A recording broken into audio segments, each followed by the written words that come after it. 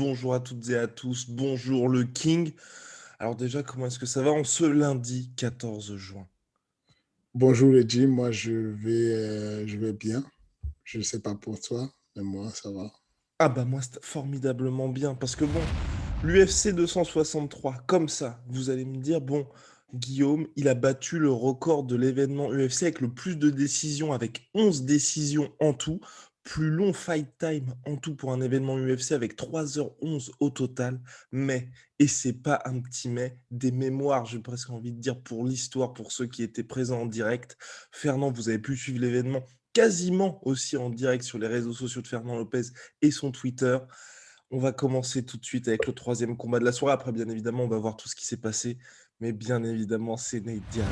Fernand l'a hypé comme jamais sur ses réseaux sociaux. Il est là, quelle attitude, quel gangster. Et ce dernier round, enfin, cette dernière minute, oh là là là là là là, je cite Fernand Lopez, je suis débordé. On était tous débordés, y compris Léon Edwards. Allez. Absolument, absolument. Franchement, ça fait bizarre de savoir qu'on va vers la fin. C'est dommage parce que limite, j'aurais voulu que cette carrière-là des frères Diaz commence maintenant. Moi, je suis de l'ancienne génération dont j'ai vu Nick sur le Pride avant d'avoir l'arrivée de Net et puis son succès. Et moi, il me régale. Il me régale. Après, effectivement, on sait qu'il n'y a rien. Il s'est fait torcher sur 5 rounds et 5 rounds et 4 minutes. Enfin, je vais dire 4 rounds et 5 minutes et 4 minutes. Mais la dernière minute qu'il nous donne, les dernières 10 secondes qu'il nous donne, c'est fantastique, tu vois. Il y a pas, ça vaut tout, ça vaut le coup de rester éveillé parce qu'il est unique, parce il est particulier. Enfin, j'enlève ma casquette de coach quand je vois Ned dans le sens où un coach aurait dit, mais pourquoi tu n'as pas fait ça plus tôt? Pourquoi tu aurais fait ça une minute plus tôt? On aurait gagné le combat, tu vois ce que je veux dire? Mais en réalité, je m'en moque. Nick est là pour nous donner le show. Et voilà, ses interviews, le gars, il dit, on lui demande, bon, après ce combat, il paraît qu'il est possible que tu gagnes la ceinture. Et il dit, même si je perds, je fais la ceinture. Enfin, il faut être fou pour faire des déclarations comme ça. Et cette folie-là dans ce monde, enfin, dans le milieu du MMA, c'est bien aussi d'avoir des gens un peu irrationnels comme ça qui nous font rêver et tout. Et moi, j'adore, je suis un fan des premières des frères Diaz. Ouais.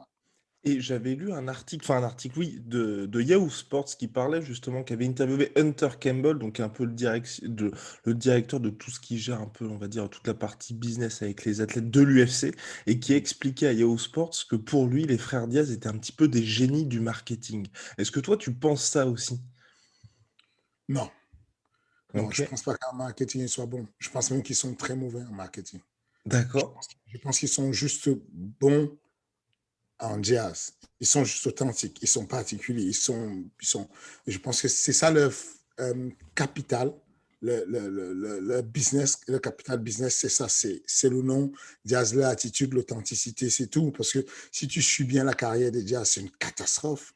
Hmm. Il faut savoir que leur stratégie, c'est se révéler et dire non à tout. Donc, ça veut dire, le mec, si tu lui dis, OK, tu combats 2 rounds, il te dit non. Si tu le laisses faire, si tu dis tu combats 2 rounds, il te dit 10. Si tu dis 10 rounds, il te dit 2. Enfin, ils sont anticonstitutionnels, quoi. Enfin, ils sont anticonventionnels. Ils n'aiment pas tout ce qui est ordonné. Donc, non, c'est pas. Le succès des nets commence à partir du moment où il dit oui. Pour Connor. Ce qu'il faut retenir, c'est ça, c'est que la vie d'un fighter est une affaire de timing, à dire oui. Le jour où tu dis oui au bon moment, tu perces. Le succès de, comment il s'appelle, celui qui a le BMF, Oui, Jorge Masvidal. de Masvidal, c'est quand il dit oui. C'est le succès des champions, en fait, des fois, c'est pas quand ils disent non, c'est quand ils disent oui, des fois. Au-delà de la politique où Mohamed Ali est devenu successful parce qu'il a dit non pour le recrutement pour le Vietnam, bah, le reste des mecs, et tout quand on parle du sport, bah, c'est mieux quand tu dis oui en général, quand on te donne une bonne opportunité et tu dis oui, c'est l'opportunité de prendre Connor quand c'était pas prévu et d'aller l'étrangler qui fait de lui le BMF, le vrai BMF, quoi. Donc, si tu veux, non, je pense pas que ce soit de bon businessman, un bon businessman, enfin, tu vas pas, quand il arrive et qu'il il fume sa weed là tout le week-end, là, toute la semaine devant tout le monde parce que c'est devenu légal, c'est de la provocation, c'est pas intéressant pour son business en réalité. Mais bon, ça a le côté, ça au moins l'avantage d'être franc, d'être simple, d'être lui-même. En gros, il s'est dit, bon, on va pas me mettre en tôle si je fume, bah, j'ai envie de fumer. Je m'en fous que je combatte demain, j'ai envie de fumer, je fume. Et bon, voilà, moi j'aime bien. Et plus globalement, bien évidemment, sur la séquence de finish. Il y a deux sortes de personnes. Il y a ceux qui disent effectivement le fait qu'il pointe du doigt, qu'il n'aille pas rusher pour tenter de finir l'adversaire, c'est ce qui fait que c'est Nate Diaz, c'est ce qui fait qu'on l'apprécie tous.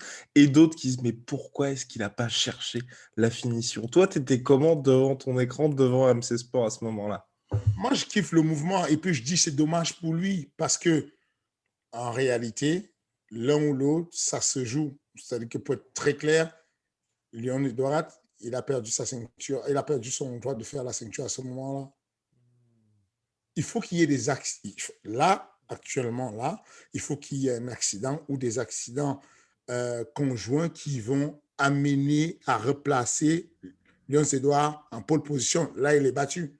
À partir du moment où il a laissé filer cette minute-là, qui a redonné la hype à Diaz, même si Diaz ne va pas faire la ceinture, ça lui enlève le côté brillant de son perfect qu'il aurait dû faire à Diaz. Tu vois ce que je veux dire? Et de l'autre côté, Diaz, c'est pareil. C'est que tu te dis, putain, j'adore le mec, mais pourquoi il est comme ça? Pourquoi il n'est pas futé d'aller si on va, si on est pragmatique, il finit le combat, il double sa paye, il triple peut-être sa paye, il fait quelque chose de malade, il revient dans l'histoire, il refait rentrer son frère dans l'histoire. Mais c'est comme ça, c'est un bad motherfucker, c'est justement quelqu'un qui est capable de faire des bouts comme ça. Tu ne comprends pas pourquoi il fait ça, tu vois. Mais bon, ça fait rigoler la galerie, et puis on est content, et puis on rigole. Donc, j'étais partagé en mode, qui peut faire ça à part les Jazz? Qui est capable de faire ça?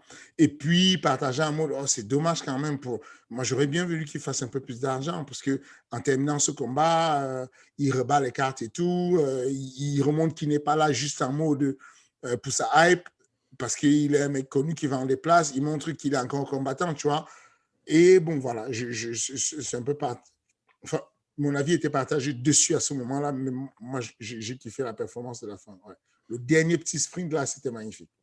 Et Léon Edwards, justement, 10 combats maintenant sans défaite au sein de la catégorie welterweight, 9 victoires et un no contest face à Belal Mohamed, qui se dit, lui, légitime pour le prochain title shot. Dana White qui a fait non, non, non, c'est Colby Covington qui reste premier. C'est terrible parce qu'on a l'impression qu'il a gagné, mais qu'il a en même temps perdu, ce pauvre Léon Edwards.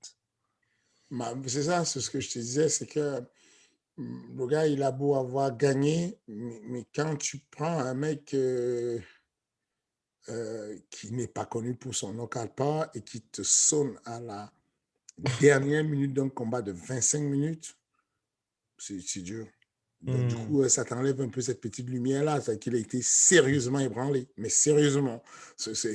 Si Diaz rush sur lui, je ne parle même pas d'une minute de combat, je ne parle pas d'un round. Je dis on donne 10 secondes de plus ou on donne une pêche de plus à Diaz, il lui met une pêche de plus à Net, je pense je pense qu'il tombe. Et donc, c'est dommage parce que le pauvre, il est définitivement maudit. Je n'ai pas vu un mec aussi malchancé et aussi successful en mode de victoire. Alors que son nombre de victoires est très contradictoire à son succès finalement. Il y a toujours un truc qui vient gêner. Il y a toujours un Covid qui se met en place. Il y a toujours je sais pas, un Chimaev qui se blesse. Il y a toujours il y a quelque chose qui se passe dans la carrière d'Edouard qui ne va pas. Il y a un doigt dans l'œil, il y a quelque chose. Enfin, c'est dommage. C'est Et, dommage pour lui. et pour lui, là, donc il est signé chez Paradigm Management, bien évidemment. Toi, que fais-tu si tu es son manager? Tu lui dis de faire quoi, là, pour lui assurer le title shot? Euh, un peu plus d'agressivité. C'est, en gros, oui, c'est un mec qui est dans la chirurgie, mais il faut bagarrer un peu. En gros, il y a un moment donné, il échange avec Net en mode s'envoie des coups sans calculer. Il faut multiplier ce genre d'action. Hmm. Parce que finalement, Leon Edwards, ce qu'on lui reproche, euh, ça va être un peu ce qu'on a reproché dans une moindre mesure à Cyril à un moment donné, de dire, bah, même ce qu'on a reproché, qu'on reproche aussi à Easy. Voilà quoi. C'est que, bon, si tu es si au-dessus de lui, pourquoi tu ne le finalises pas? Pourquoi tu ne le finis pas directement? Pourquoi tu fais le chat qui joue avec une souris et qui fait une main lente au lieu de finaliser? Tu vois ce que je veux dire? Et je pense que de la même manière que je suis persuadé que euh, Cyril finissait Jerzino, la trajectoire n'aurait pas été la même. De la même manière, je suis persuadé que Edouard, Mhm. finalisant, oh là là, le bol que tu as, c'est énorme. Il n'y avait plus rien chez toi, tu n'as pas fait la vaisselle, c'est quoi ton problème? Si, j'ai aussi une tasse, j'ai aussi une tasse. Oh là là, le truc a couvert toute ta tête. Enfin, c'est... OK, donc, et je pense que là, aujourd'hui, on va en parler certainement, c'est une question que tu as prévue tout à l'heure, mais Easy Adesanya qui ne finit pas son adversaire, je pense que c'est la même chose. C'est un peu, Ok. tu te dis, bon, tu fais partie d'une bande de 3 mecs et tout, qui sont les nouveaux rois d'Afrique. Bon, la plupart d'entre eux, les 2 autres sont des finisseurs. Euh, tu as envie de finir, quoi. Mhm.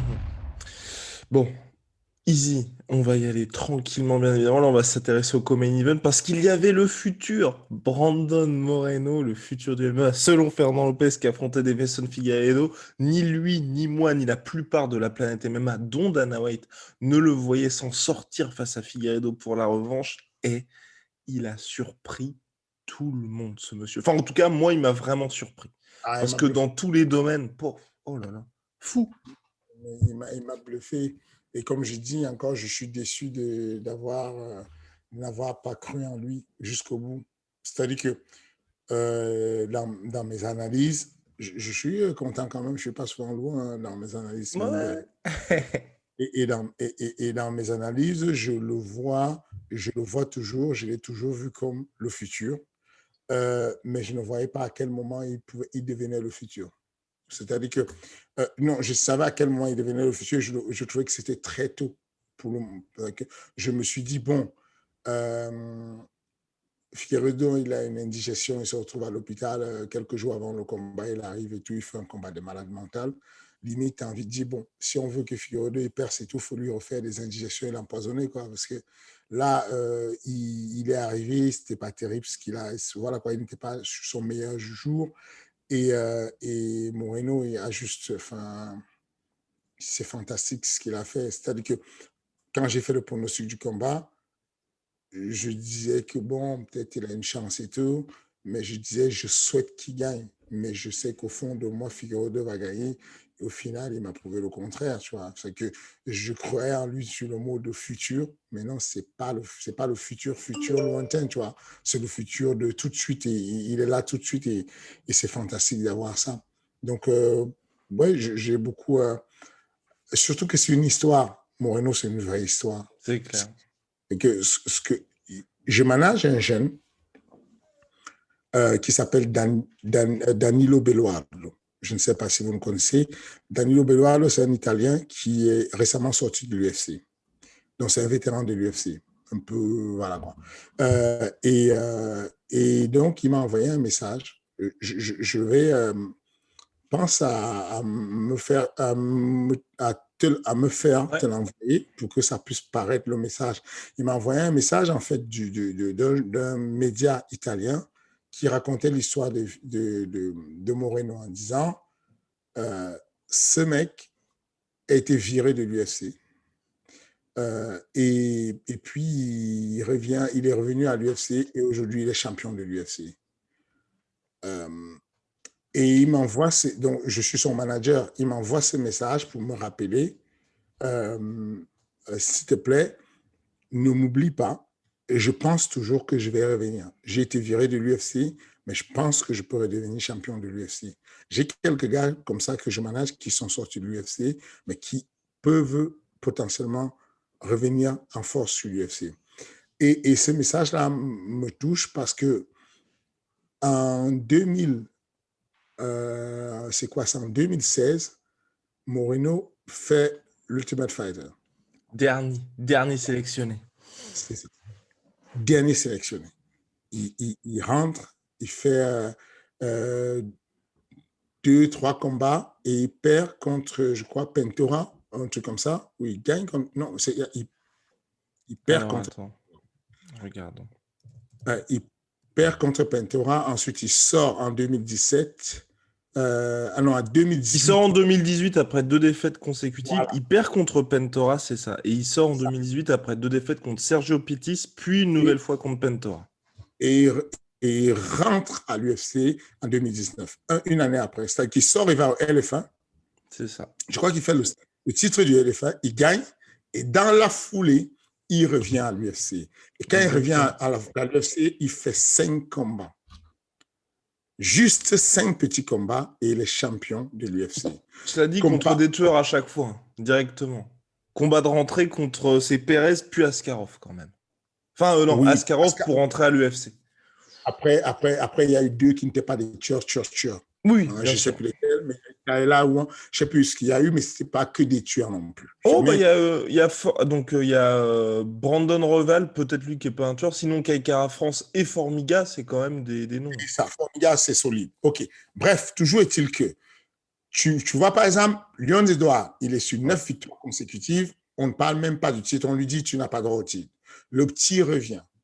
Il fait 5 combats, dont un draw avec, voilà. Mais il revient en force et puis finalement, il prend la ceinture et il devient le premier Mexicain à être champion du monde. C'est phénoménal, c'est une belle histoire. Et c'est une morale qui, me touche. Ce que j'ai répondu à Beloardo, c'est ce la faremo. Ce la faremo en italien, ça veut dire on va le faire, on va y arriver.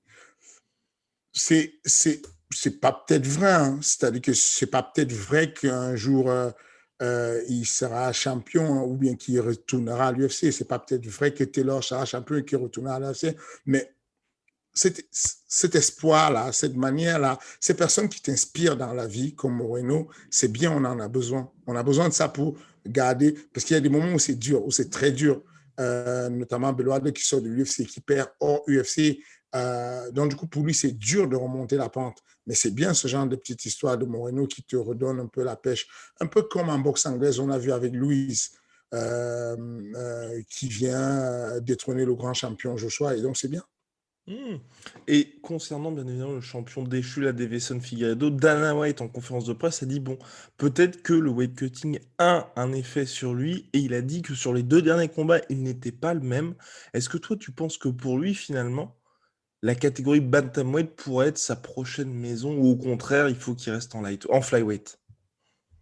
Je pense que pour le moment, il devrait juste améliorer sa manière de cutter un peu et puis affronter Askarov. Je pense qu'il ne faut pas qu'il soit très loin. S'il va très loin, s'il reprend un bantamweight, il va prendre, ça va être long. Ça va être long, alors que s'il se met à côté et qu'il prend Askarov, il fait sa petite vie, ça peut le faire, tu vois. Il peut s'en sortir. Ok. Bien, bon, maintenant place au main event. Main event, Israel Adesanya contre Marvin Vettori. On a été piqué par le King sur Twitter. Alors les gars, alors vous avez vu, oui, 50-45, 50-45, 50-45 pour Israël Adesanya. Personnellement, moi, dans mes pronostics en tant que Guillaume, hein, j'avais dit, je voyais une victoire par décision unanime d'Adesanya. Attention, pas de retournement de veste. La Attention. vidéo, la vidéo est sur Instagram. La vidéo est sur Instagram et elle date de mercredi. Elle date de mercredi. Elle dit quoi exactement? Je dis Israël Adesanya, décision unanime. Oh, bien. Voilà. Mais cependant, dans le débat, vous n'étiez pas Ah gentil oui, avec ah oui, non, vous donner des espoirs. oui. Sérieusement, vous êtes des fous. Mais sérieusement. Non, mais j'ai beaucoup de respect pour Vettori, mais les états de service d'Israël, attention. Enfin, non, voilà, c'est. Non. Je ne. I'm not surprised, motherfucker. Je ne suis pas surpris du tout de ce qui s'est passé là. Il y avait rien. Tout au contraire, je suis surpris qu'il soit allé jusqu'au bout et qu'il n'y ait Mhm. pas eu de finalisation. Donc, props à lui. Il faut dire qu'il a eu. C'était bien. Après, jamais sonné, hein, jamais ébranlé. C'est ça. C'est ça. En réalité, euh, Easy, même les high kicks n'ont pas sonné, quoi. Même C'est ça. tous les high kicks ont été bloqués, un peu déstabilisés par les low kicks, mais sinon le reste, ça va. C'est une masterclass en mode, je maîtrise le game complètement, mais il n'y a pas eu de destruction. Donc, c'est pour ça que je dis, c'est pas mal. Mais on voit bien il y a, il y a les wagons et puis il y a la locomotive, quoi. C'est Hmm. Marvin Vittori dans la manière dont il cherche encore. Je pense que jusqu'à présent, il est encore en train de chercher Stylebender dans la cage et tout. Enfin, il y a vraiment un monde entre les deux. Il y a complètement un wagon et puis il y a la locomotive qui fonce devant.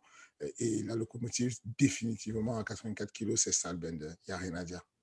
Et pour toi, justement, de sa performance, qu'en as-tu pensé? Parce que c'est vrai, il n'y a pas eu de finish, il n'y a jamais eu de moment où, justement, Marvin Vettori est passé proche de se faire finir par Israël Adesanya. Est-ce que tu penses que là, ce style pour Izzy, va peut-être falloir qu'il fasse quelque chose de différent, ou au contraire, là, rester comme ça, dans le sens où il prend pas non plus énormément de dégâts, et puis il gère tranquillement ses combats? Non, j'espère qu'il va se métamorphoser. On a vu des combattants qui ont changé beaucoup de style au courant de leur carrière, notamment Overeem. Euh, Ces gens dont je viens de te parler, je t'ai parlé de Leon Edouard, ces peintres-là, ces artistes-là, Cyril Gann, euh, Israël Adesanya, il va falloir modifier les choses. Ça ne peut pas continuer comme ça ne peut pas durer longtemps. Il va falloir avoir une attitude de j'adapte mon game quand c'est ultra, ultra dangereux, je joue la sécurité. Quand c'est possible, j'accélère un peu plus. Easy aurait pu finaliser Vettori.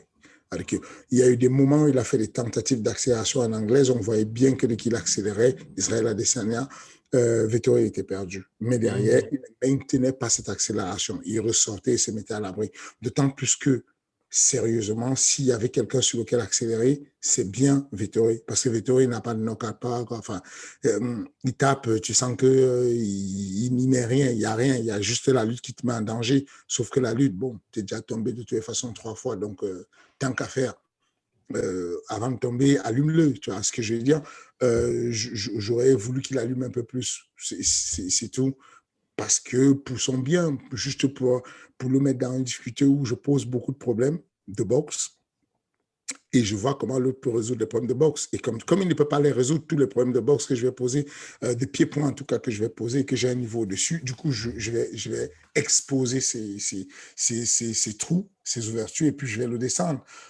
Je pense qu'il aurait dû accélérer un peu. Je pense qu'Edouard aurait dû accélérer un peu. Je pense que Cyril aurait dû accélérer un peu. Même si dans le cas de Cyril, du coup, on a quelqu'un qui peut te descendre. Tu vois ce Mhm. que je veux dire? Alors que c'est un peu plus risqué parce que quand on voit ce que Jairzinho est capable de faire encore à sa caille, on se dit, bon, c'est quand même dangereux, tu vois. Mais je pense que ces gars-là, bah, ce qui est bien, c'est que, mine de rien, euh, comment dire, Adesanya est à l'aube de sa carrière, quoi. Si on prend une échelle où on compare Adesanya à Anderson Silva, Mhm. quand tu vois la durée de vie d'Anderson Silva dans le combat et que tu vois où il en est sur la temporalité d'Adesanya aujourd'hui, tu te dis, bon, il y a encore moyen qu'on voit Adesanya 3.0, 4.0, 7.0, quoi.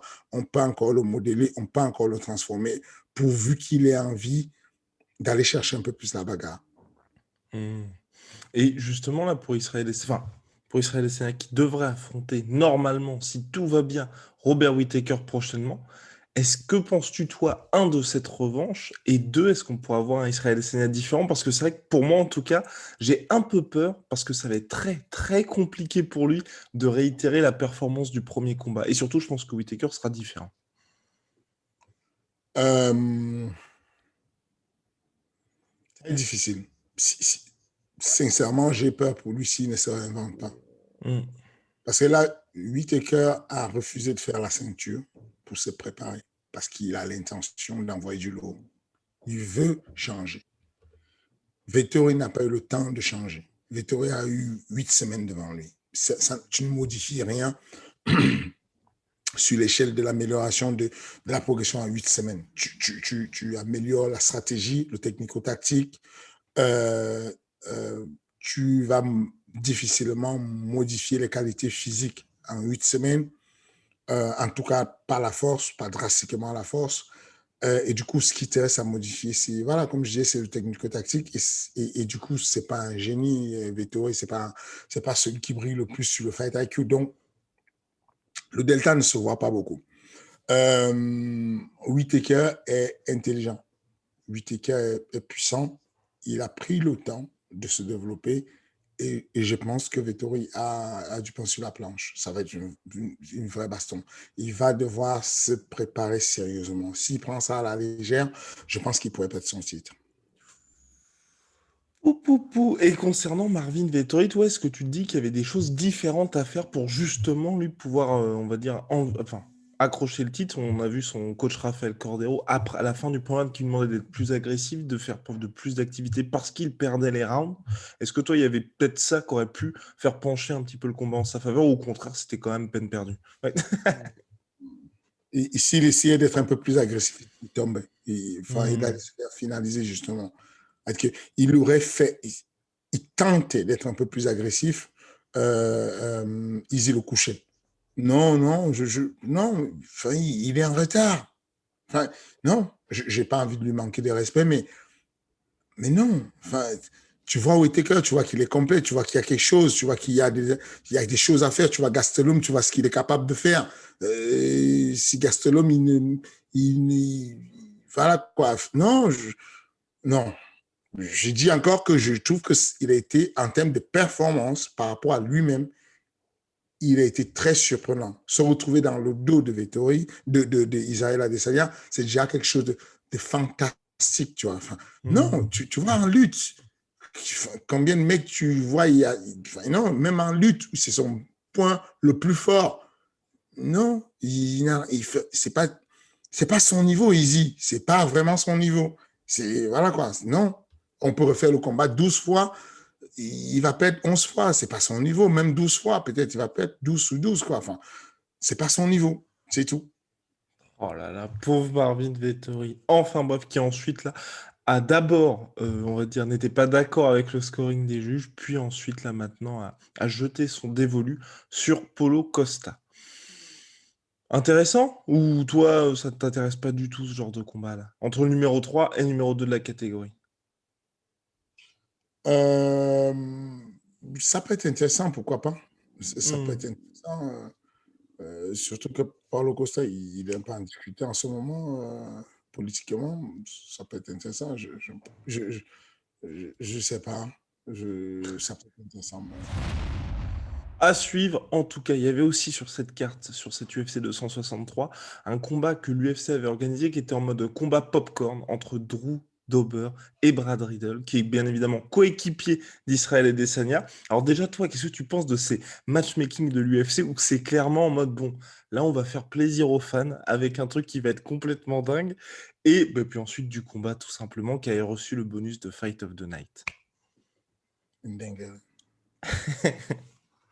mais ça, c'est bien, ça me rappelle pourquoi je ne fais plus le métier de combattant, tu vois. Oh, qu'est-ce qu'ils se sont mis? C'est pas possible. Enfin, voir ces jeunes avoir les coiffures et les cheveux qui s'envolent parce qu'il y a des pêches qui se prennent, je sais pourquoi je peux pas, quoi. Enfin, j'ai pas leur niveau, je peux pas. Wow. Non, mais c'est très beau. Et puis, Drew, mais c'est un tank, le mec. Comment on fait pour être aussi tanké, aussi rapide, avoir des pêches comme ça? Physiquement, le mec, il sort d'un film, d'une bande dessinée, tu vois ce que je veux dire? Non, j'ai adoré ce match fantastique. Il méritait le bonus et voilà. Mais pour toi, si tu es manager d'un des deux gars, est-ce que tu acceptes de prendre ce combat-là, en fait? Parce que ça fait partie des combats où moi, enfin, en tout cas de mon point de vue, tu vois le truc, tout le monde sait que les deux mecs vont prendre des dégâts énormes. Ça va faire certes plaisir aux fans, mais tu sais, je trouve que le coût, en termes de ce que ça te coûte pour ta carrière, pour le nombre de mois ensuite où tu vas devoir récupérer par rapport à ce que ça te rapporte, c'est quand même un peu chaud. Ça dépend toujours de la temporalité à quel moment on fait ce genre de combat. Si tu me mets ce genre de combat où il n'y a encore rien, effectivement, ça va me gaver. Enfin, je ne suis pas sûr de valider le combat. Si tu mets ce combat-là à un de mes gars au moment où on est déjà en train de parler d'une qualification pour le titre ou pour le titre, ça devient intéressant parce que tu vas mettre plein les yeux et tu vas légitimer ta position, légitimer ton salaire et tout ce qui va avec. Donc oui, je pense que je suis comme toi, le rôle d'un manager, c'est ça, c'est de se débrouiller à ce que le combattant prenne le plus d'argent possible et le moins de dégâts possible. Et dans ce cadre-là, ce n'est pas sûr que tu t'en sors dans le moins de dégâts que ce que tu as gagné. Et ben voilà, bah super. Bah, maintenant, on va passer bien évidemment aux actus du moment. Il y avait hypé aussi par Fernand Lopez sur Twitter. Les débuts en MMA de la GOAT, Clarissa Shields, donc bien évidemment multiple championne du monde, multiple championne olympique en boxe anglaise, qui faisait ses débuts en MMA et qui poursuit également sa carrière en boxe anglaise. L'objectif là, c'est de recombattre à nouveau, je crois, en MMA et de consacrer la fin de l'année à la boxe anglaise. Elle combattait au PFL. Ça a été un petit peu chaud. Mais c'est imposé, elle a fini par s'imposer par TKO. Alors toi, qu'as-tu pensé de cette performance-là? Et surtout, bah, est-ce que tu crois finalement à Clarissa Shields en MMA? J'ai aimé ce qu'elle a fait. J'ai aimé ce qu'elle a fait. Elle a montré beaucoup d'adversité. OK. C'était un beau match. Je parle de match-up en termes d'équilibre. Mhm. Maintenant, la carte, enfin, de loin, quand tu vois la carte, elle n'était vraiment pas terrible, dans le Ah oui, sens où non, c'est le clair. main event, tu as 0-0. Même si elle a été 2 fois championne du monde, 2 fois championne olympique, une fois championne panaméricain, je suis d'accord, pas de souci, mais tu as 0-0 et on te met face à une fille qui a 3-6. Mhm. Donc, elle est sur 3 défaites consécutives et elle a un palmarès extrêmement négatif. Avec aujourd'hui, aujourd'hui, le lendemain du combat, elle est à 3-7. C'est terrible, Britney, ce qu'elle a comme palmarès. Et elle suit le même chemin. En fait, on lui a donné on a nourri Kayla Harrison avec Britney. On nourrit encore Clarissa avec. Clarissa Shields. Tu veux, le véritable problème, c'est ce que ça donne à l'extérieur quand on va l'afficher le tableau et commencer à organiser. Mais cependant, tu te mets à leur place, tu fais quoi? Je me suis posé la question. Je me suis posé la question si j'étais le promoteur de l'événement, je fais quoi? Est-ce que je mets tout de suite les 2 championnes du monde, puisque Kayla, elle est 2 fois championne olympique aussi, elle est championne du monde, elle est Mhm. 2 fois championne panaméricaine. Est-ce que je la mets tout de suite contre la boxeuse et puis comme ça, on voit la vérité. Mais je trouve que c'est injuste. Alors que je l'aurais fait si les deux arrivent au même moment. Sauf que Caressa, elle est déjà à 9-0. Elle a étudié, elle a appris, elle a déjà beaucoup d'expérience. La mettre tout de suite là contre une autre Olympienne, ce n'est pas équilibré. Ce qui me plaît dans le match qu'il y a eu, c'est que l'expérience de 9 combats de la part de Britney permet qu'elle puisse matcher correctement. Elle aurait eu une belle stratégie de pouvoir vraiment tirer dans la garde profonde et essayer de renverser Clarissa. Elle aurait pu gagner ce combat. Mais elle s'est accrochée là alors qu'elle prenait des marteaux dans la tête au sol, que ce soit debout au sol, quand Clarissa frappe, ça fait mal, tu vois ce que je veux dire. Mais en tout cas, moi, j'étais satisfait de la combativité. En général, quand une boxeuse du niveau de Clarissa arrive face à une lutteuse qui veut la faire tomber, ça vient à annihiler ses compétences de boxeuse. Elle a peur de boxer parce qu'elle évite de se faire amener au sol. Et Clarissa a montré une combativité pas possible, quoi. Les pêches qu'elle a envoyées, c'était un mot de décochage de tête et c'était fantastique. Donc, je suis impatient de voir sa carrière monter. Il y a certaines personnes qui ont été critiques sur le matchmaking, mais encore une fois de plus, dans la C'est catégorie. logique pour débuter sa carrière. Et ça, tu fais quoi? Tu fais quoi? C'est pas de protéger parce que, par exemple, Sonnen trouve que ne pas mettre Clarissa tout de suite contre Kaela, c'est se moquer du monde et essayer de construire quelque chose alors qu'on doit juste se décider. Si tu n'affrontes pas, tu sors, on te libère. Mais ce n'est pas équitable. Il faut de l'expérience pour pouvoir arriver à ce niveau, affronter une fille comme Kayla qui a déjà fait une dizaine de combats en MMA et c'est pas facile de matcher avec une judokate qui est capable d'imposer le domaine où elle va combattre tout le temps. Donc, non, franchement, félicitations au match équilibré. Et puis, maintenant, ce qu'il faut faire, c'est recruter un max de filles lightweight au PFL, quoi. Ils doivent recruter un max parce que c'est pas la Belge là qui va équilibrer les choses, comment ils appellent. Quand Kaela va lui mettre la main dessus, ça va être une boucherie. J'oublie le nom de notre chère voisine, la Belge, mais qui était à l'UFC, qui est sortie de l'UFC. Mais non, je pense pas qu'elle va. J'ai peur de me tromper dans le nom. Mais oui, non, c'est clair que là, c'est Kayla Harrison et le reste du monde dans cette catégorie. Après, moi, ce que je veux dire quand même, bon, pour défendre un peu le PFL, c'est que ils sont quand même sur quelque chose là où si Clarissa Shields rencontre Kayla Harrison au bon moment, ça peut faire un truc monstrueux pour le sport aussi quand même. Ah oui, ça ne s'est jamais vu nulle part. C'est-à-dire que tu viens d'organiser les Jeux Olympiques en MMA. C'est aussi simple que ça.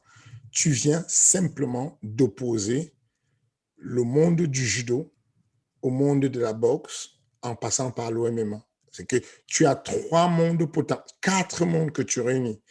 Tu prends le mouvement olympique de manière globale. Le mouvement olympique se met à s'intéresser au combat. Ensuite, tu prends tous les fans la plupart des fans de boxe, tu prends la plupart des fans de judo, tu les croises avec les fans de MMA.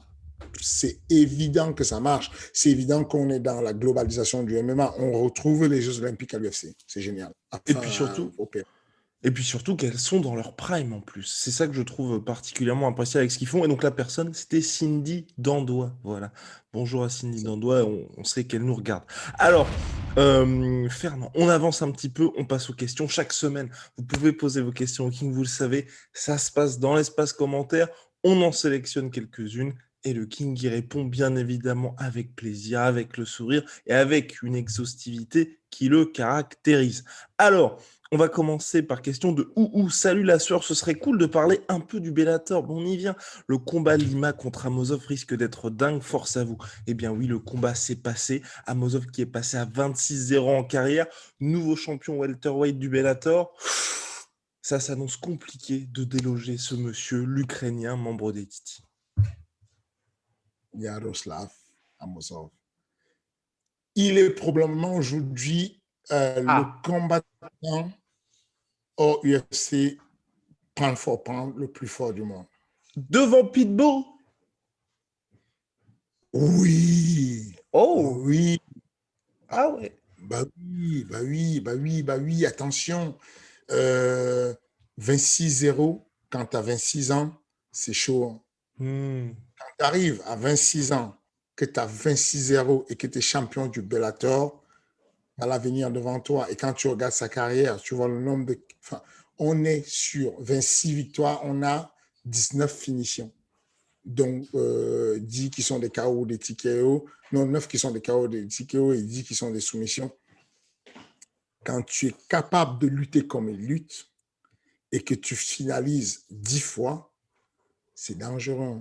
C'est-à-dire que ce combat, il a affronté Douglas Lima, donc du coup, difficile de passer la garde, difficile de Ouais, finaliser. Mais attention, il y a peu de personnes qui masterisent comme ça la lutte. Single leg masterisé, body lock masterisé, il arrache Douglas Lima, il en fait ce qu'il veut, il oppose où il veut et il fait comme il veut le grand pound. C'est que domination totale. Le mec est sur 7 combats au Bellator, 7 victoires. On n'en parle pas beaucoup, mais c'est un tueur à gage. Ce Ukrainien, pour moi, est probablement l'être humain qui est hors de l'UFC le plus dangereux au monde en pound for pound. Il est vraiment fort. Et, euh, et je pense que le monde va s'apprêter à le découvrir. Je pense qu'il n'a même pas encore commencé son développement parce que, bon, on communique peu sur lui, il est peu hypé, il n'a pas ouais, encore je connu suis le gros. entièrement d'accord. C'est un bordel qui arrive. Je pense qu'on va entendre parler de lui. Entièrement d'accord avec toi. Et puis c'est vrai qu'en plus, il a ce fameux 26-0 qui lui permet quand même là de... Bon, ça fait parler. Enfin, je veux dire, qu'on soit à l'UFC ou qu'on soit pas à l'UFC, les gens reconnaissent en fait, mais c'est lui-même qui l'a dit quand on lui a posé la question immédiatement après sa performance. Est-ce qu'il était content? Il a dit oui, je suis content, je vais prendre un petit peu de repos, j'ai travaillé toute ma vie. Et puis oui, et je garde ce bilan d'invincible. Donc c'est vrai que ça, c'est assez énorme. Affaire à suivre en tout cas. Maintenant, deuxième question. Donc de Adam Island, le point réclame exceptionnel, bien évidemment. Oui, on attend aussi avec impatience celui de cette semaine. Question, que pense le king du Clash, Paulo Costa? Il n'a pas écrit ça, en fait. Il n'a pas écrit ce que tu veux dire. Le mec a écrit ça, il a écrit Il ça. n'a pas écrit ça à la fin. Okay. Relis exactement ce qu'il Ah a. oui, je relis exactement. Le point réclame exceptionnel. 3 points d'exclamation. Question, que pense le king du... Ah, ah, tu vois? T'as vu? Il n'a pas dit ça. Tu Non, il voulais n'a me... pas dit ça, pardon. Merci. OK. Que pense le king du clash Polo Costa Dana White? Et oui, alors, qui a pas mal suscité pas mal de réactions. Donc, c'est Polo Costa qui devait affronter Jared Cannonier en main event au mois d'août prochain et qui finalement s'est retiré à cause des négociations, prétextant que l'UFC ne le payait pas comme un combattant de main event. Et Dana White a répondu: au regard de ta dernière performance, tu ferais mieux de te taire et de combattre. Si tu veux pas combattre, il n'y a pas de souci. Je fais des événements tous les week-ends. Oh. Bah, c'est une affaire de rhétorique, pure et simple. Costa a raison. On a un problème, il y a un problème de finances à l'UFC, il n'y a plus aucun doute. Mais il fait face à un master de la rhétorique. Aristote disait qu'il y a 3 niveaux de manière de faire de la rhétorique. C'est avec l'éthos, donc l'être, l'éthique, la personnalité, la crédibilité du gars. Il y a le côté, euh, comment on va dire, de la logique, logos. Donc, j'ai un sens, comment dire, j'ai le côté logique de la chose et donc j'argumente, j'apporte des arguments. Et puis, il y a le côté pathos qui est plutôt la passion, les émotions et tout ce qui va avec. Et Dana White, il a une méthode, c'est simple, c'est que à partir du moment où la discussion commence, il va attaquer le côté ethos, il va attaquer ta crédibilité.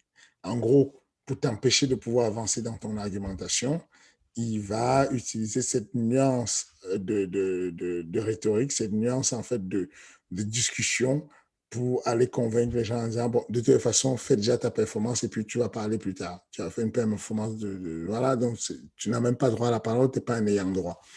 Mais voilà, encore une fois de plus, c'est chacun qui négocie comme il le sent. Si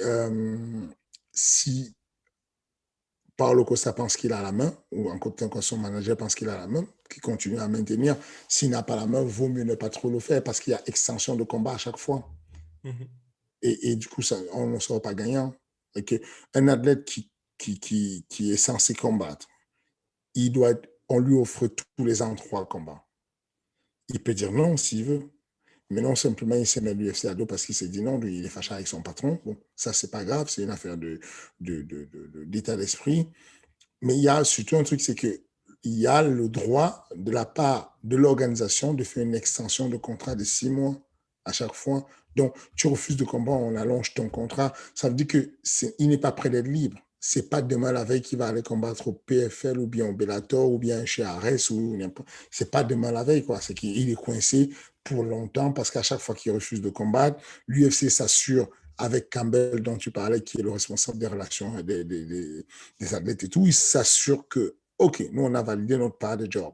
Tu ne combats pas, on fait extension de combat, on assure machin. Et donc, du coup, au final, si on va au tribunal, tu es perdant.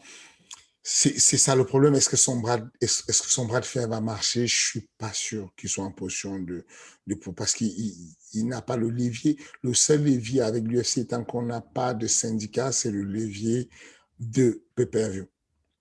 Si tu ne peux pas vendre des pay-per-view incroyables et que tu ne tiens pas par ça la communication, c'est le seul indicateur qui marche pour l'UFC. L'UFC a un mot de... Voilà quoi, ils sont calés exclusivement sur combien de vues le first down a fait, le stare down a fait, combien de vues la pesée a fait quand il y avait un tel contre un tel, combien... Voilà quoi. Donc, tu peux pas lutter dessus si tu comptes que tu es par le costa et que tu vas dire non, je mérite plus, ça suffit pas en fait. Vas-y. Et donc pour toi, c'était plus... qu'est-ce que tu conseillerais aussi à Paulo Costa? Parce que c'est vrai, les gens dans le milieu du MMA sont impressionnés par la relation que tu as avec l'UFC. On a l'impression que tout est smooth. Et qu'est-ce que tu fais, toi, pour justement avoir des combattants qui entrent à l'UFC, qui sont Alan Bodo ou Nassourdine qui fait son début de carrière à l'UFC, ou quelqu'un comme Francis, comme Cyril Gane, qui ont très vite eu une ascension assez fulgurante, on va dire, vers le titre, et tout semble s'être passé vraiment sans encombre. On n'a pas eu de sortie médiatique sur ouais, les négociations, les machins, on va pas accepter tel ou tel combat. Venez vous inscrire à FMC, comme ça je vais vous voir. Ça arrive bientôt, ça arrive bientôt. Non, mais plus sérieusement, la négociation, les gens pensent que la négociation, c'est... il y a deux écoles de la négociation. Les premiers pensent que la négociation, c'est j'arrache tout, je vais convaincre le gars qu'il a une bonne... que c'est moi qui ai raison et qu'il doit me payer ça. Et puis, il y a d'autres qui se disent la négociation, c'est un compromis. Je fais le compromis. J'ai envie de... Je sais pas moi.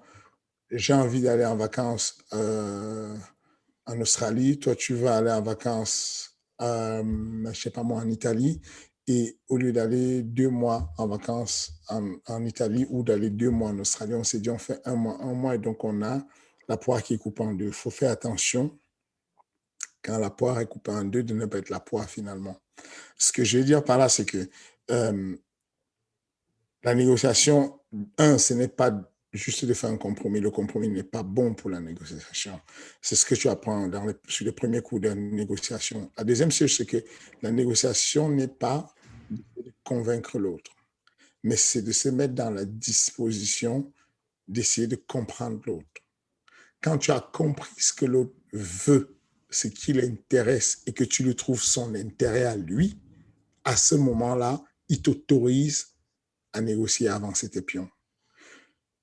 Ce qui se passe, les premiers conflits qu'il y a eu avec Francis, quand on parle de ces histoires d'ego et que vous entendez Dana White dire, j'ai eu Francis j'ai eu des confrontations avec Francis plusieurs fois, il a un ego surdimensionné, je n'en peux plus, les gens autour de moi, à mon boulot, disent qu'il a un ego surdimensionné, ça vient du fait que la négociation pour Francis, c'est tu tires l'élastique jusqu'à ce que ça casse. Quoi. Tu tires et tu montres que tu es fort parce que tu es le plus fort et que tu es un champion qui met des KO. Et donc, tu tires jusqu'à ce que la négociation marche. Et donc, mon rôle à l'époque était de conseiller, de dire non, attention, c'est déjà très bien. Tu demandes qu'on te fasse une augmentation. On a demandé une augmentation de sous, on a demandé ça, mais ça ne va pas sans quelque chose. L'UFC a besoin qu'au lieu de rester à 4 combats, que tu résignes encore 4 autres combats derrière. Au lieu de résigner 4 combats, on va résigner 3 combats derrière ou 2 combats derrière. Comme ça, ils ont quelque chose, nous, on a quelque chose. Si tu te braques en disant non, je ne vous donne rien, je ne résigne rien et vous m'augmentez.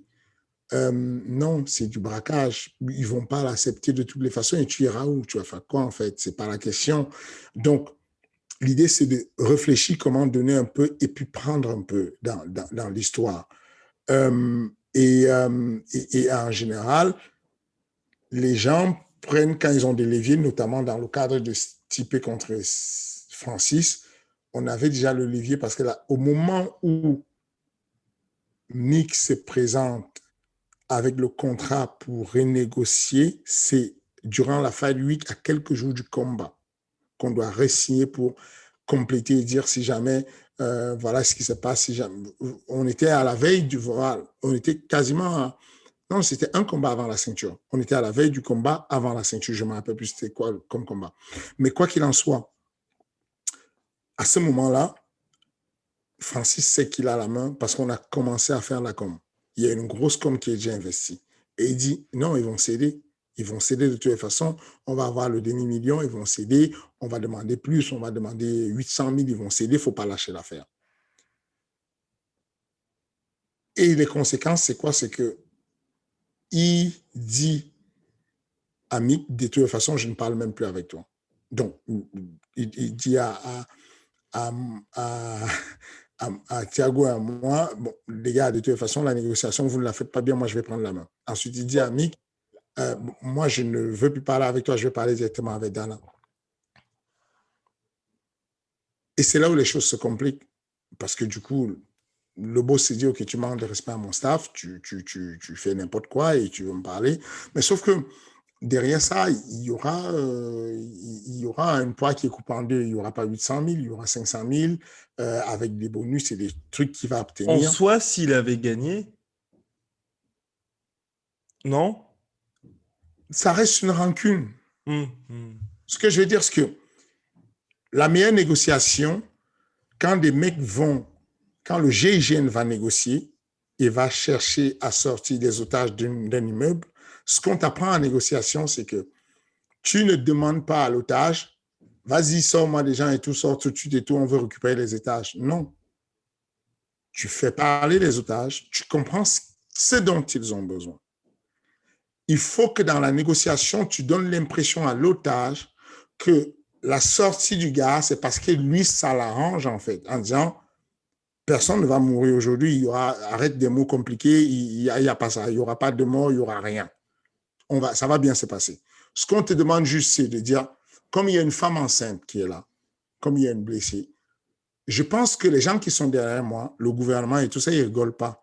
Montre-leur que tu es un mec correct, que tu es un mec avec lequel on peut négocier. Sors un blessé, sors une femme, donne quelque chose et on va te donner des pizzas pour tes gars, pour machin. Voilà le but de la négociation. La négociation, c'est donne-moi quelque chose et je te donne quelque chose en retour. Dans le cas en question, quand tu fais un braquage, tu fais un mécontent pour toujours. Et le mec t'en tient rigueur. Donc, du coup, tu as intérêt à gagner tout le temps parce que du coup, dès que tu perds, on a vu ce qui s'est passé dès qu'il a perdu, c'est la descente aux enfers. Ça veut dire que tu combats moins.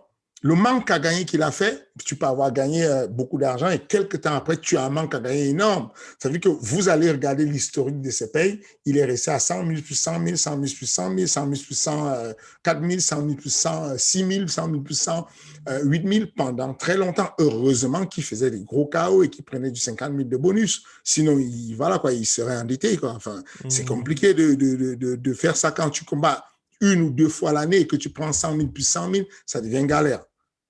Donc, et est-ce qu'à ce niveau-là, juste l'obligation de proposer 3 combats par an vaut toujours quand on est à ce niveau, genre top contender ou pas du tout?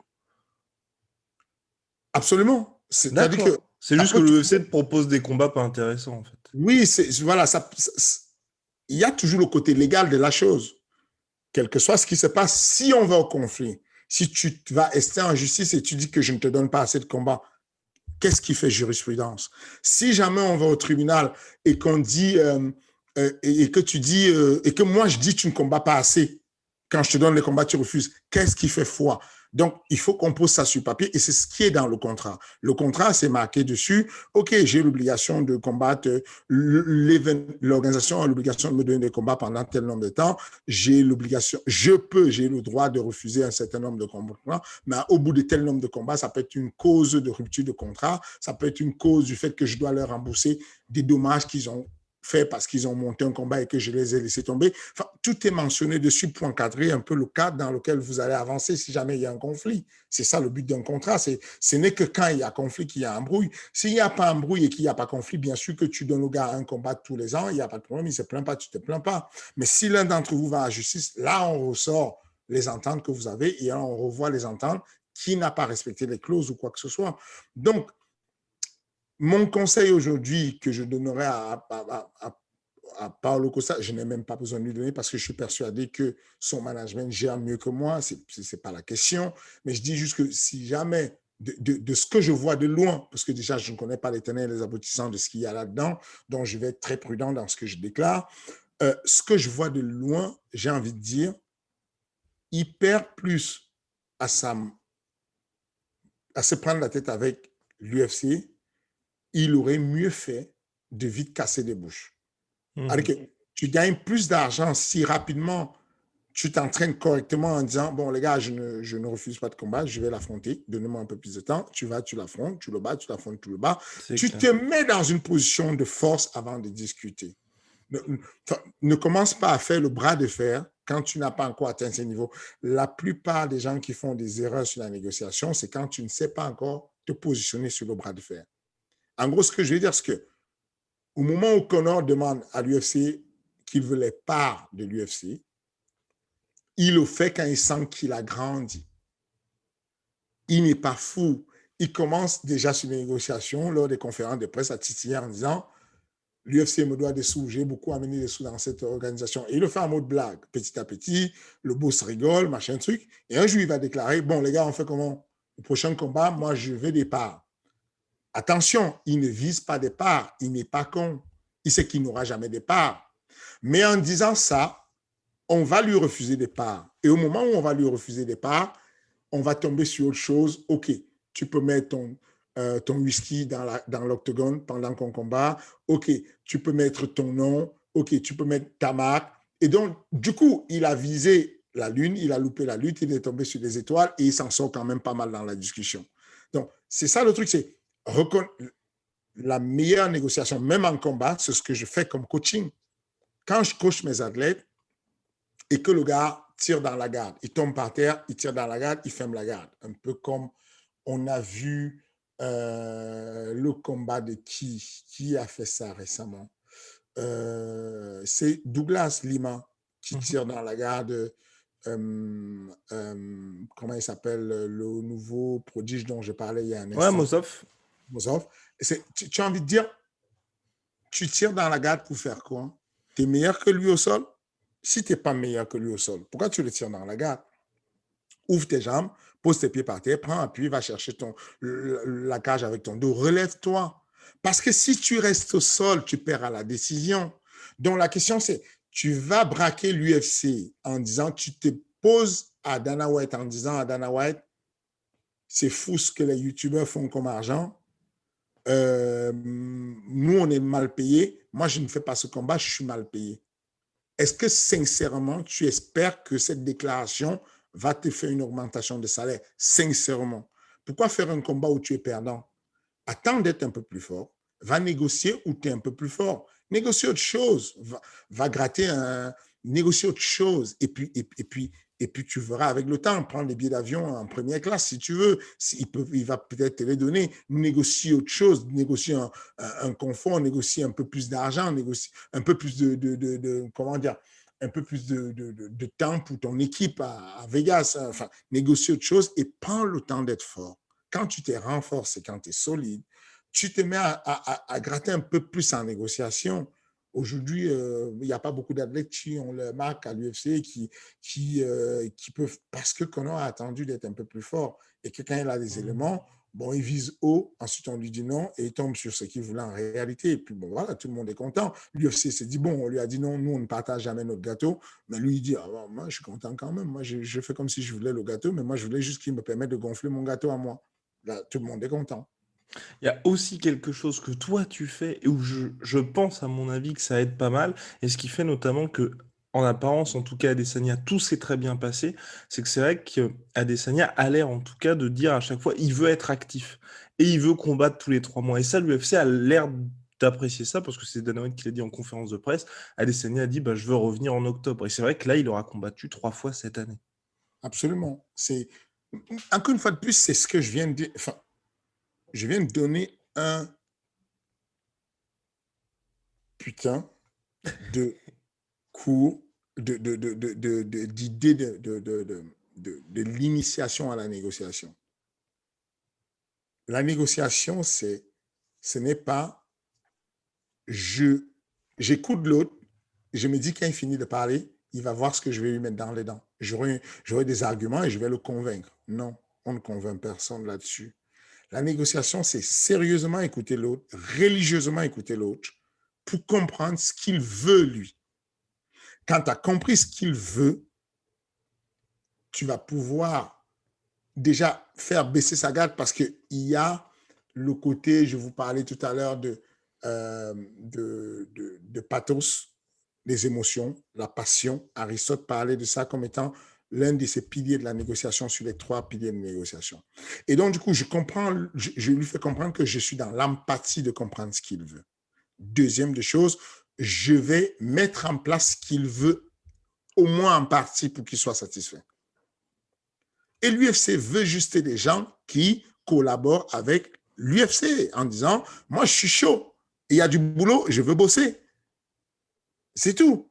Donc, il y a 2 écoles. Tu te mets à esquiver les combats parce que tu n'es pas bien préparé et tu vas prendre les combats qui sont au niveau de ta préparation. Ou alors, tu te prépares pour n'importe quel combat et tu n'arrêtes de chipoter. Ça veut dire que la stratégie qu'on s'est mis, enfin, aujourd'hui, vous voyez, Nassoudine Imavov, il va prendre un mec classé 19e mondial. C'est pas. Voilà. C'est que, et putain, Nassoudine, il n'est pas encore entré dans le top 100, mais il va prendre un 19e mondial parce que on a cette volonté de dire s'il y a du boulot, faites-nous signe. On va bosser. On ne chipote pas. On va bosser. Enfin, de toutes les façons, aujourd'hui, en management, il faut que les athlètes le comprennent. Vous perdez votre temps si vous essayez de prendre des chèvres.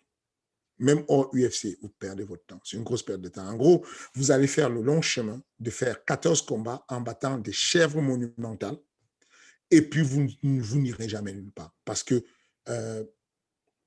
même s'il y a des défaites, celui qui a battu que des tueurs à gages, ces défaites comptent. Tu parlais tout à l'heure de l'histoire de Moreno qui est revenu à l'UFC. Voilà. Donc, quand tu as perdu contre des mecs avec des solides noms, ça sert à quelque chose. Du coup, on se positionne en mode, il y a quoi? C'est d'où le slogan de Cyril qui dit « Anyone, anywhere ». Donne-moi juste un nom, donne-moi le lieu, j'arrive, je débarque. Il n'y a aucun souci. C'est que place le blast que tu veux, on arrive, on va combattre. On se met dans les dispositions de se préparer pour battre tout le monde. Si on ne peut pas battre tout le monde, peu importe le raccourci qu'on prend, on ne battra pas tout le monde de toutes les façons. C'est-à-dire qu'on va échouer quelque part. Si on n'est pas capable de battre le numéro 1 de l'UFC, dans notre catégorie, on perd notre temps. Enfin, on va jouer au tricot, on ne va pas aller bien loin parce que les choses vont devenir très sérieuses à un moment donné. Donc, quand tu es dans cet état d'esprit, pourquoi courir? Pourquoi aller braquer le boss en lui disant écoute, je ne mérite pas ça, je mérite ci, je mérite ça. Non, tu n'as pas encore le levier, calme-toi. Moi, mais encore une fois de plus, je le dis sans connaître tous les tenants et les aboutissants. Ça se trouve, Paulo Costa, il a plus de levier que ça et on n'est pas au courant, tu vois. En tout cas, affaire à suivre pour le retour de Paulo Costa à l'UFC Borrachignan, bien évidemment. Dernière question de David Musa Firi. Question pour Fernand Lopez. Que penses-tu de l'émission de l'UFC The Ultimate Fighter, le TUF, qui a donc fait son retour là il y a quelques semaines avec 2 coachs, donc Brian Ortega et Alexander Volkanovski. C'est diffusé sur RMC Sport. J'aime bien, un peu, j'aime bien parce que c'est un programme correct pour développer les talents. En gros, ce qui est bien, c'est que quand tu passes sur la télé-réalité de l'UFC, tu es quasiment sûr d'avoir du métier après. Parce que bon, sur un événement, ils font la promotion de te passer sur ESPN, sur toutes les télés qu'ils avaient à l'époque. À l'époque, c'était pas ESPN, c'était plutôt Spike TV, c'était pas Spike, ouais. c'était Spike après Fox. Et en gros, bon, voilà, ça fait de la belle promotion. Et derrière, même quand tu sors de l'UFC, les promoteurs savent que tu es passé sur des plateformes assez connues. Et donc, du coup, ça te permet d'exister en tant qu'athlète et même en tant que influenceur. Donc, c'est une bonne chose. Le bémol de ça, c'est que ça dure trop longtemps. C'est Aujourd'hui, ça. nous, les managers, on prend plutôt les raccourcis. Le raccourci, c'est le contender. Contender série, tu fais un bon combat, le lendemain, tu es à l'UFC. Et ça te promeut pareil, en fait. En gros, tu arrives, tu fais un combat, mais tu passes tout de suite sur ESPN. Tu n'es encore pas connu du tout, tu passes sur ESPN. Donc, du coup, quand tu rentres à l'UFC se retrouve dans l'obligation, pas vraiment l'obligation, mais dans,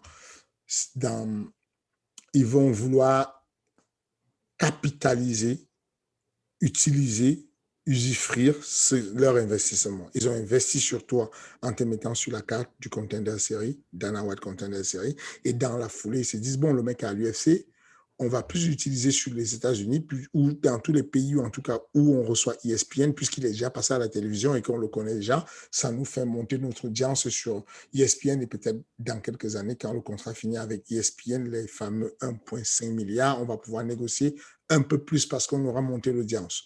Voilà un peu comment ça fonctionne. Maintenant, oui, voilà, j'ai une préférence. Je ne me bats plus pour placer les gars sur le turf. Je me bats plus pour placer les gars sur le conteneur de la série. Donc, du coup, euh, là, on a deux gars qui sont placés qui on va annoncer bientôt. Je ne sais même pas si, je ne sais pas encore annoncé, je ne sais pas, mais en tout cas, Il y en a un que tu as annoncé déjà, oui. on a Nasruddin et puis on a Gadzi qui aussi qui est placé sur le contender série. Et c'est bien parce que bon, le gars a fait un mauvais combat. Bon, il est connu sur ESPN, c'est pas bien grave, il sort du contender. Et puis le jour où il revient, on se souviendra qu'on l'avait vu sur le contender et donc on l'avait vu sur ESPN et il est bankable. Le mec, il fait un beau combat. Dans la foulée, il reçoit son contrat, il rentre dans le ressort de l'UFC et fin de l'histoire. Et parce que de toutes les façons, l'UFC met moins d'énergie maintenant à signer les gars à mode sur le ressort normal. Mhm. Ouais, non, mais je te rejoins complètement sur le top. Je trouve que c'est une bonne émission, mais c'est vrai que c'est peut-être un peu passé déjà leur débardeur. Je trouve ce serait pas mal de mettre quelque chose de nouveau pour les débardeurs qui n'ont pas changé depuis 15 piges. Et c'est vrai qu'au niveau du format, je pense qu'aujourd'hui, c'est surtout intéressant en fait pour construire plus une rivalité entre les coachs que de révéler les talents. Parce que c'est vrai que les contenders aujourd'hui, c'est quoi? Il y a eu quoi? 3 saisons? Enfin, ça existe depuis 2018 et ça a été quasiment un raz-de-marée. Enfin, je veux dire, Dana White, enfin, et l'UFC, ils ont vraiment réussi à établir ça comme véritable réservoir de pépites hyper rapidement, quoi. Ça va très vite, hein. On a vu sur Ares, on a vu, comment il s'appelle, Ouais, euh, complètement. Josh, Parisienne? Josh Parisan qui est passé par nous. À peine il a fait un bon combat sur Ares. Et puis dans la foulée, on l'a appelé sur le contender. Le contender, il a signé à l'UFC. Et puis c'est parti. Ça va super vite. Euh, Bah, Johnny Walker, Sean O'Malley. New Yorker, pareil. D'ailleurs, Nassoudine et Mavov, voilà quoi, on a eu, euh, pour le coup, je suis fier de moi, le Management Factory, on a fait une belle négociation. En gros, ils devaient combattre pour le contender série. Ensuite, combat annulé parce qu'on avait du retard sur le visa de Nassoudine pour les États-Unis, le visa de travail, le P1 visa. Et dans la foulée, je suis allé à l'audace et j'ai demandé à l'UFC de le faire passer directement à l'UFC. Je lui ai promis qu'il avait largement le niveau de passer directement à l'UFC. Comme il n'avait pas pu avoir son visa, de le placer sur Abu Dhabi, puisqu'à Abu Dhabi, sur Abu Dhabi, les Russes, ils n'ont pas besoin, les passeports russes n'ont pas besoin de visa. Et donc, du coup, ça a marché, quoi. J'ai forcé un peu, ça a marché, on a des bonnes relations, et puis bon, voilà.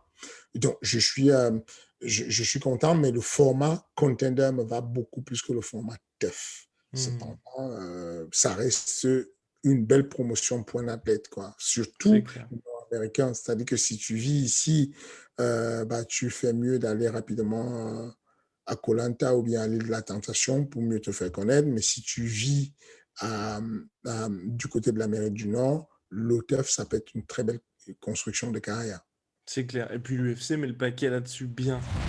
On a terminé pour les questions. Vous le savez, chaque semaine, pour conclure l'épisode King on the G, c'est le point réclame. Le moment le plus attendu par bon nombre de viewers et d'auditeurs. Alors c'est parti. Le King, c'est à toi. N'importe quoi. Euh, les gars, vous le savez, vous me dites que vous sentez qu'il y a une baisse de motivation de mon côté sur la réclame, mais attention, vous aussi, vous êtes en mode baisse de réclame, baisse de motivation sur les abonnements, les clics, les likes et tout. Donc, remotivez-vous, faites un effort. Moi, je vais me remotiver pour qu'il y ait un peu de la pêche, de la niaque quand je fais mes annonces, mes réclames. Mais vous, motivez-vous aussi et montrez-moi que ça pousse quand même, que ça monte là. Il faut qu'on aille chercher les sandwichs. Allez, on ira chercher les sandwichs. Et puis de toute façon, à mon avis, ça va remonter la semaine prochaine. Pourquoi? Parce que semaine prochaine, preview du combat Cyril Gane contre Alexander Volkov, avec Fernand qui sera déjà à Las Vegas, bien évidemment, pour toute cette Fight Week et pour tout ce combat qui s'annonce particulièrement suivi en France. Mais comme le dit Fernand à chaque fois, c'est bien d'être là quand il y a des gros chocs, des gros combats, mais c'est bien aussi d'être là pour un petit peu les affaires courantes. Donc voilà, en tout cas, King Energy est disponible sur toutes les plateformes absolument. Apple Podcast, Google Podcast, j'en passe, et bien évidemment sur YouTube. À la semaine prochaine, le King. À la semaine prochaine, mon collègue.